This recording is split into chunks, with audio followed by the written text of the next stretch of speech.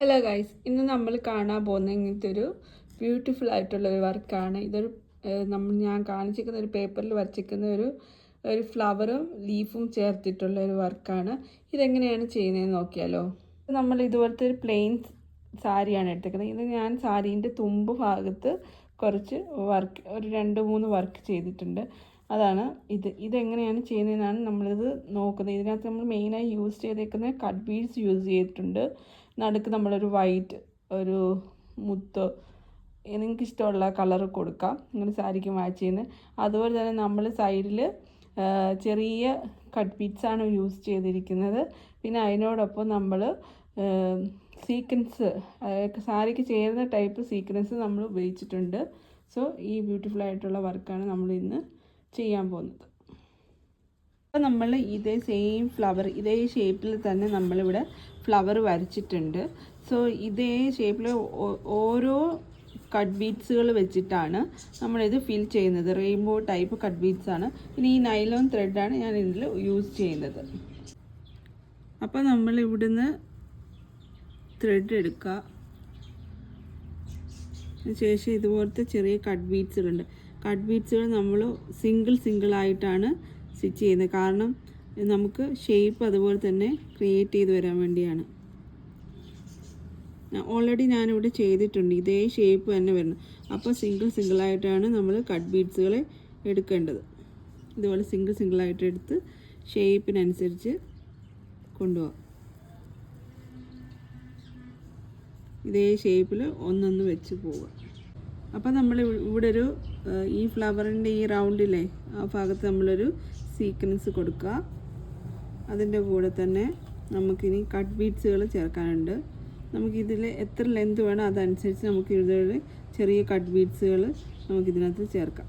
അപ്പോൾ ഞാൻ ഇവിടെ 3 കട്ട് ബീഡ്സാണ് എടുത്തേക്കുന്നത്. സോ ഇവിടെ നൈലോൺ ത്രെഡ് ഉപയോഗിച്ചിട്ടുണ്ട്. സോ ഈ ത്രെഡ് ഈ റൗണ്ടിൽ വരുന്ന രീതിയിൽ സ്റ്റിച്ച് ചെയ്ത് പോവാം.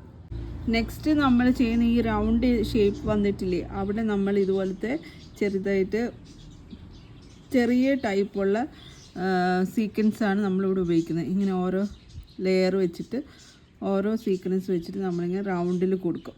അടുത്ത നമ്മൾ ഇതുപോലത്തെ ഒരു വൈറ്റ് കളറിലെ മുത്താണ് നമ്മൾ ഈ നടുക്ക് ഭാഗത്ത് കൊടുക്കുന്നത്. സോ ഇങ്ങനെ കൊടുക്കുക. ഇപ്പോൾ ഇവിടെ ഒരു ലീഫാണ്. അപ്പോൾ ആദ്യം ഫസ്റ്റ് ഒരു ലെയർ നമ്മൾ കൊടുത്തു.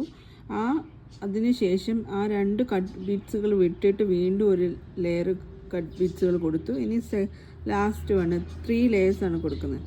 ലാസ്റ്റ് ഈ ലീഫിൻ്റെ ട്യൂട്ടോറിയൽ വീഡിയോസ് ഞാൻ യൂട്യൂബിൽ കൊടുത്തിട്ടുണ്ട്. സോ എല്ലാവർക്കും ഒന്നും കൂടെ ഒന്ന് കാണണമെന്നുണ്ടെങ്കിൽ ആ വീഡിയോ നോക്കുക. അപ്പം ഇതുപോലത്തെ ഒരു ലീഫ് ക്രിയേറ്റ് ആയിട്ടുണ്ട്. സോ അതുപോലെ തന്നെ റൈറ്റ് സൈഡിലും നമ്മൾ ലീഫ് ഇതുപോലെ തന്നെ ചെയ്യണം.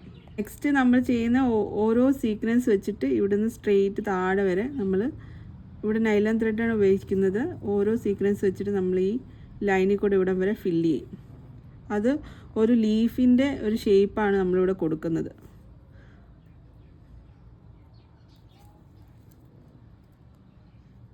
ഇങ്ങനെ ലെയറായിട്ട് താഴെ വരെ നമുക്ക് സീക്വൻസ് വർക്ക് ചെയ്യാം. നെക്സ്റ്റ് നമ്മളിവിടെ ഒരു സീക്വൻസും പിന്നെ കുറച്ച് കട്ട് ബീഡ്സുമാണ് ചേർക്കുന്നത്. ഇതേ ഷേപ്പിൽ തന്നെ ആദ്യം സീക്വൻസ് എടുക്കുക, അതിനെ സിംഗിളായിട്ട് സ്റ്റിച്ച് ചെയ്യുക കേട്ടോ.